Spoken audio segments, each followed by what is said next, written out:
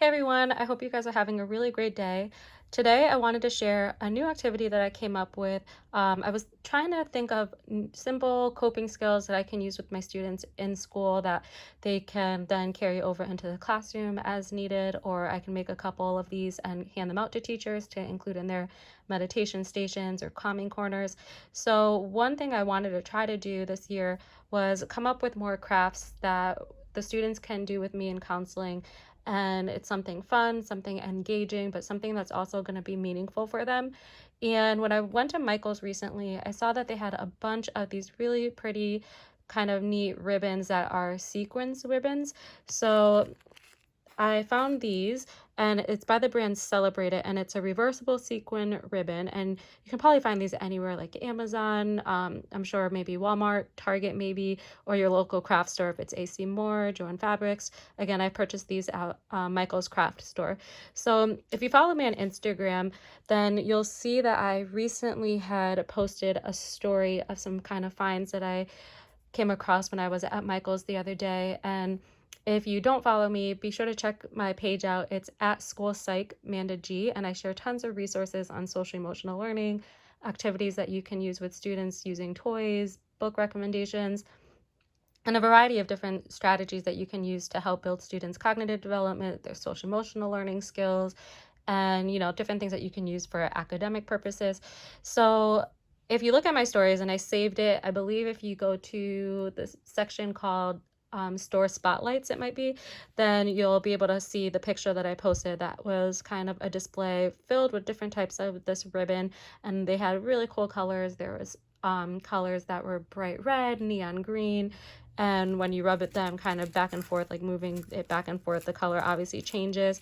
I went with these colors. This one I liked. It kind of gave me mystical vibes, like a unicorn or mermaid.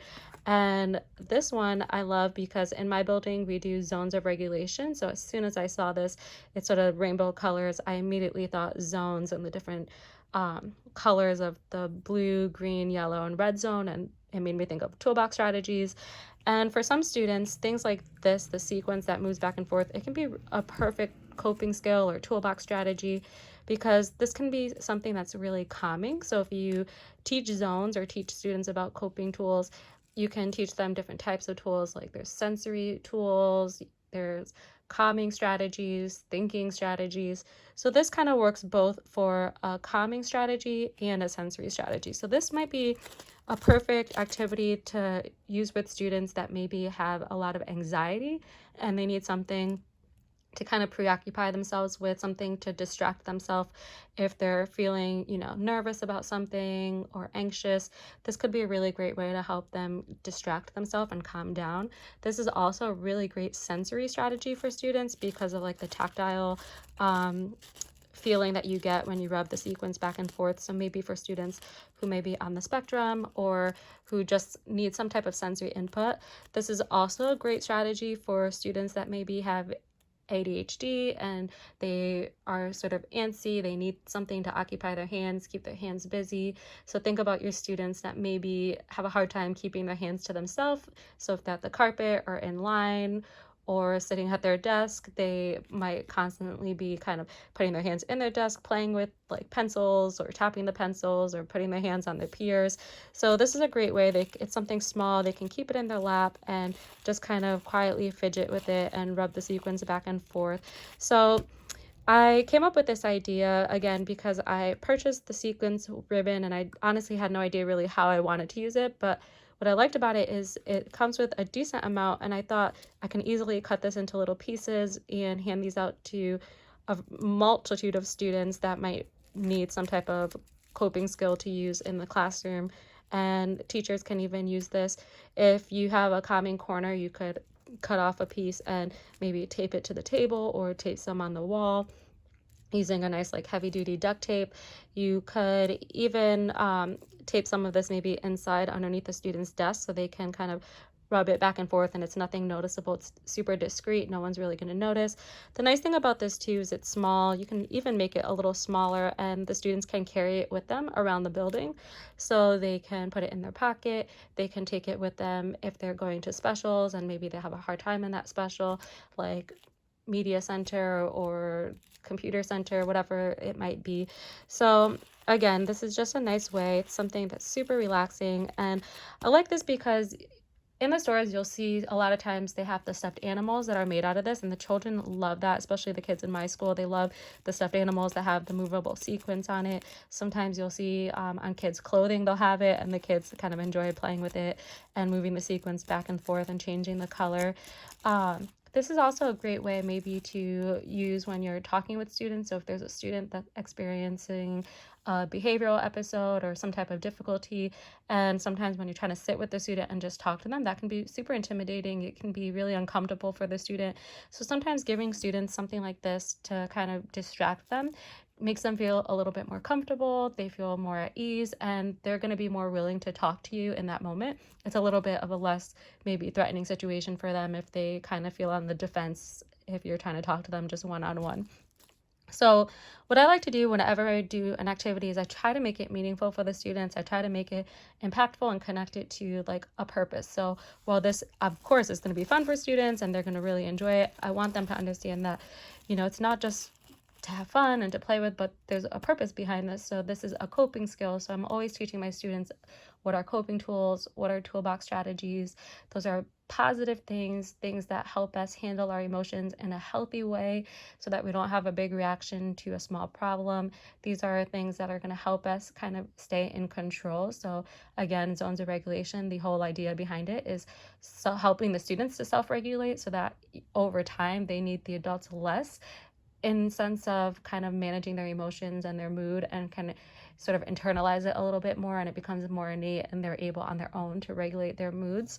So I always am trying to teach my students that concept. So kind of to start off with, the materials that you'll need to make this are something as simple as cardboard. That's what I used. So if you're like me, you probably have done a lot of online shopping recently, whether it's Amazon, Target, Sephora, or makeup products.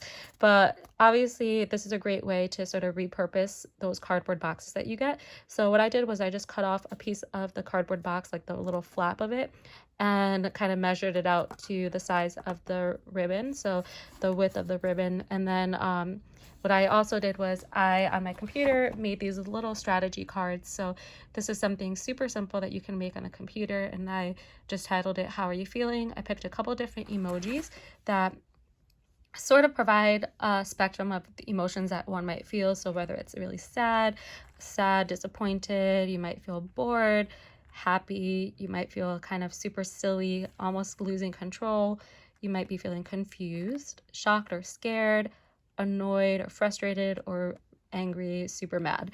And then what I also did was I wrote out choices. So for the students, their choices could be, I can use my sequence tool quietly at my desk while I work/listen, or I can ask to take space and use it in the calming area for 5 minutes. So what I like about that is it sets a time limit, so the students know that there's a set amount of time, and then the expectation would be after that amount of time, they return to their seat.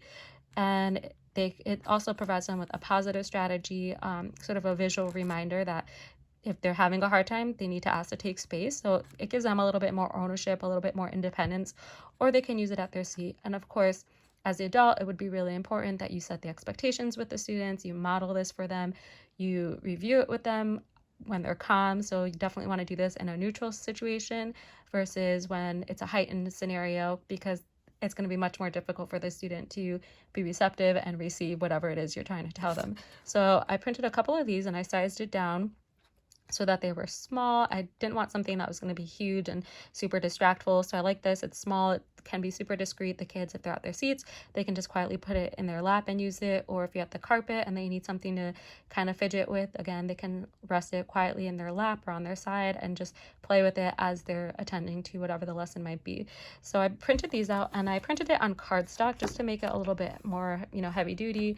Then what I did was I passed it through my laminating machine. So I have a personal laminating machine, and I passed it through twice just to make sure it was sealed, and then cut around the edge of it.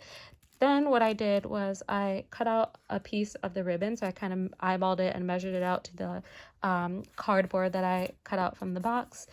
And I used a hot glue gun. So I took my hot glue gun and then I passed the glue along the side of the cardboard, and then I rested the sequins on top and kind of pressed it down to make sure that it was super stuck to it.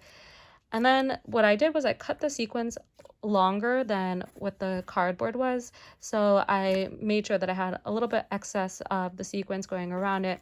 And then I used a little bit of hot glue that I had left over and kind of sealed it down around the edge. But of course, because some of the ribbon was kind of starting to fray and the little pieces from where I cut off were sort of coming apart, I just to kind of reinforce it, took some heavy duty duct tape and just added a little bit of duct tape around. So I definitely am going to play around with it to see if I can make it look a little bit neater, but for, I guess you could call this the prototype purposes, it, works pretty well and it serves the purpose that I wanted it to serve. And what I also did was I took a little bit of hot glue and I glued down the laminated visual strategy card. So I laminated this, I glued it down with the hot glue gun, and then just to reinforce it, I also stapled it. So I kind of stapled it in the four corners, so that you can see one of the staples here just to show you guys. So I stapled it through the cardboard just to make sure that it wasn't going to pop off. And then what I'm going to do is finish off the rest of this by sealing it around with a little bit more duct tape just so that all the edges are covered. And again, this is a really nice strategy for the students. It's something visual that they can see. If you have a student that in the moment is having a really hard time expressing their feelings or using their words to talk to you, this is a great nonverbal strategy. So just ask the student, how are you feeling? All they have to do literally is point. They don't even have to use their words. So they could point, I'm feeling really confused, I'm feeling angry.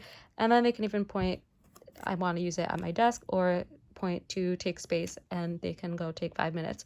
Of course, you want to make sure that you have some sort of timer, whether it's on your phone or a visual timer. Target has some really great ones. I've seen them at Michael Craft Store.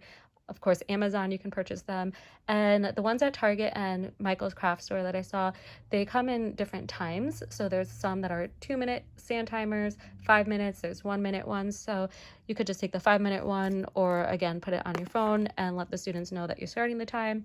And then just maybe if you use your phone, you want to give the students a warning and show them they have 1 minute left. And then when the timer goes off, we're going to go back to our seat and get ready to do our work.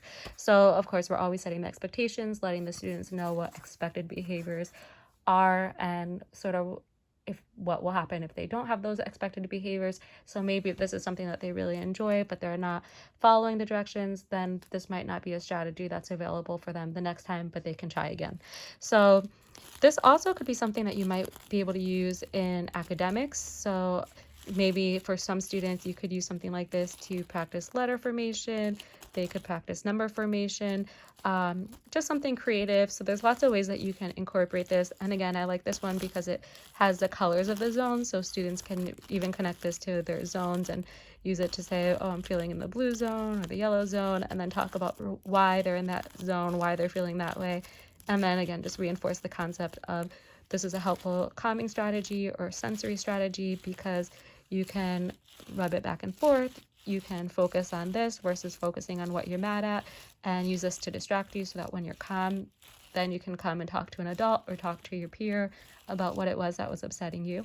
So I hope you guys found that helpful, and just if nothing else, I hope it gave you a different way to get creative and think about teaching your students about emotions and toolbox strategies or calming skills, calming tools, and just a nice way to use something like sequins ribbon. So again, thank you so much for watching. If you've purchased this and used this with your students as a coping skill or some type of academic strategy, please let me know, leave a comment, or if you follow me again on Instagram at SchoolPsychManaG, send me a message. I'd love to learn other ways that I can use this with my students, or maybe put something like this together.